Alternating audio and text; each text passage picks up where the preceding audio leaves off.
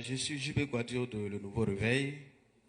Monsieur le Premier ministre, 3000 étudiants formés par l'État de Côte d'Ivoire et nantis du doctorat continuent d'arpenter les rues d'Abidjan pour revendiquer leur insertion. Ce sujet, longuement discutaillé avec le ministre des tutelles, n'a pas encore trouvé d'issue. Invité récemment devant les députés, beaucoup de députés ont dit non au budget du ministre pour ce problème.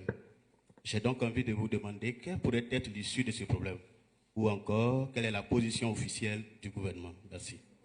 En ce qui concerne donc la question des doctorants, des docteurs, les doctorants donc, qui cherchent à avoir un docteur, les docteurs, ceux qui ont donc aujourd'hui des doctorats et qui souhaitent entrer dans la fonction publique.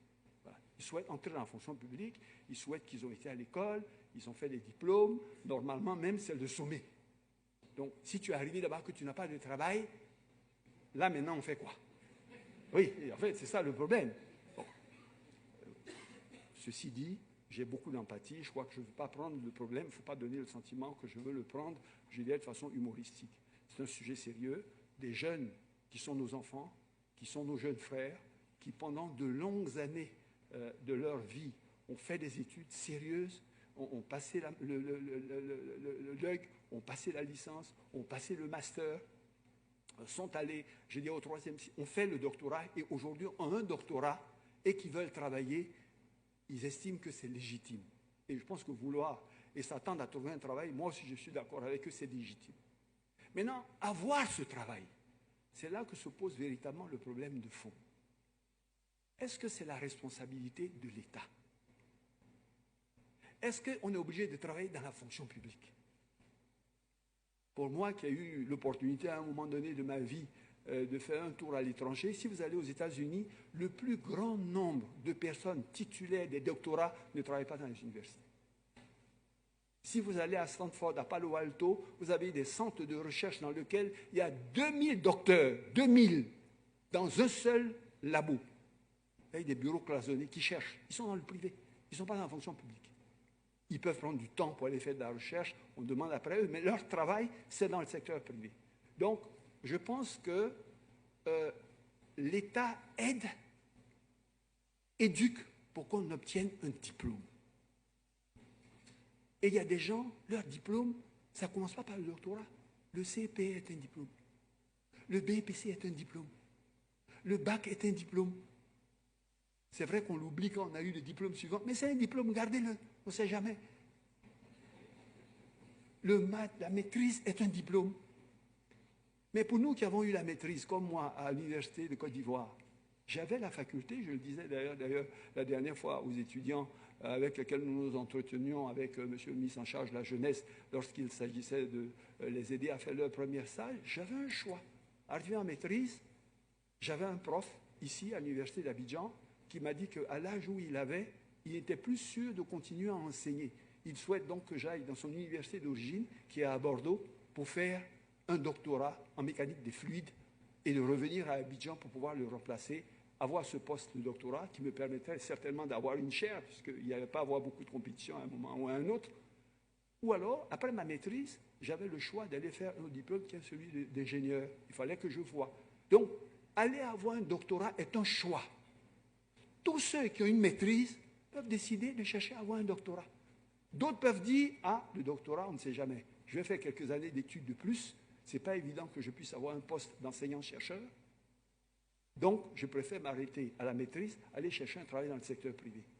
Mais quand on a un diplôme de docteur, ce que je veux dire à nos frères, c'est que, malheureusement, bien que nous construisons un certain nombre d'universités, on ne peut pas trouver de postes pour eux tous. Et il faut qu'on commence également à changer de mentalité, parce que c'est un problème de mentalité dans notre pays. Vous n'êtes pas obligé de faire le travail pour lequel vous avez le diplôme. Il y a d'autres endroits où quelqu'un peut avoir un doctorat en sociologie et puis il est en train de faire l'informatique. Il gagne sa vie. Donc, quand vous essayez et qu'il n'y a pas de place ou que ça ne marche pas, on peut se reconvertir. Et l'État ouvre la possibilité, dans ses programmes aujourd'hui, de se reconvertir. Quelqu'un peut avoir un doctorat en littérature. On peut se reconvertir dans autre chose. et aller dans le secteur privé. Et ça, il faut le savoir, on le répète tous les jours. On en reviendra certainement s'il y a des questions sur le secteur privé. 400 000 jeunes sortent chaque année du système scolaire, avec ou sans le diplôme. À supposer 50% parmi eux aient le diplôme. Je crois qu'on en a près de 700 000 chaque année au CEPE, 300 000 au BEPC, 100 000, je dirais, en terminant, enfin, au bac. Si 50% d'entre eux sont admis, vous avez pratiquement, je dirais, quelques centaines de milliers de diplômés qui se retrouvent sur le marché. L'État, dans les meilleurs cas, le ministre du Budget est là, embauche entre 15 et 17 000 par an. Les 385 000 que vous avez sur la main, d'après vous, ils vont où? Ils ne peuvent pas rentrer dans l'État. Ils vont dans le secteur privé. C'est bien pour ça que l'État dit le développement du secteur privé est le moteur de notre croissance et nous devons l'aider pour que les gens aient du travail. Donc je demande à ces étudiants titulaires du doctorat que je compatis avec eux, que je comprends année après année les efforts qu'ils ont faits pour obtenir le doctorat, que je comprends qu'ils aspirent après ce doctorat-là à trouver un travail. Et je comprends même qu'ils aspirent à ce que l'État les aide à trouver ce travail. Mais si je veux vous aider, venez, discutons. Est-ce qu'il n'y a pas de possibilité autre que la fonction publique? Est-ce que vous ne pouvez pas faire une reconversion?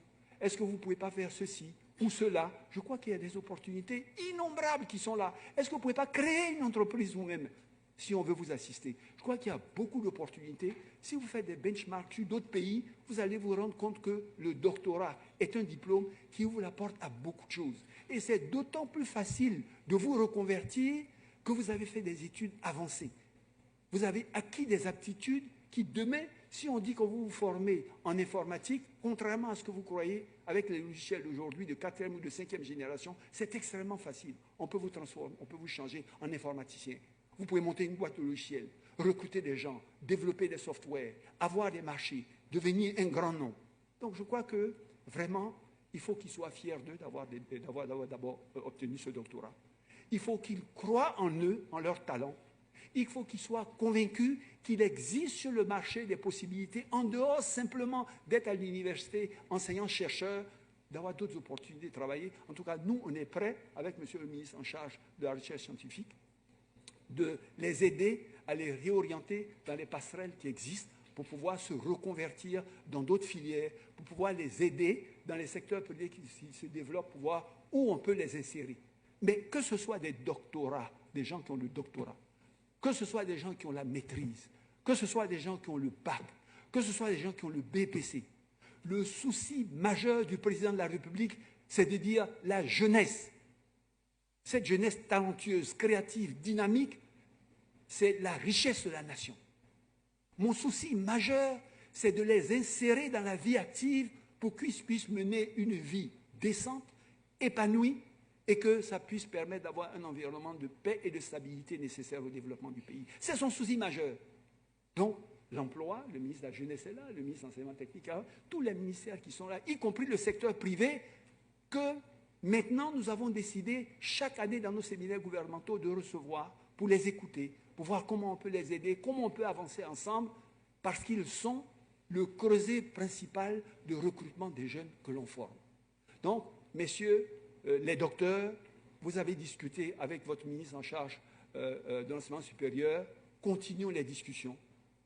Félicitations d'avoir obtenu ces doctorats. Discutons de passerelles éventuelles et de reconversion qu'on pourrait faire. Et aidons-vous à vous insérer dans la vie active. Peut-être même que d'ailleurs, demain, vous viendrez nous voir pour nous remercier. Monsieur le Premier ministre, merci. Après ce que vous avez dit, là, voilà ce que j'ai essayé. Aujourd'hui, je suis un grand patron, voilà ce que je gagne, voilà ce que j'aurais eu en tant que docteur. Dieu merci que vous m'avez dit ça, ça m'a ouvert les yeux. Merci pour les premières questions. Alors, merci beaucoup, Monsieur le Premier ministre. Nous poursuivons toujours avec la seconde thématique liée à l'éducation, la formation.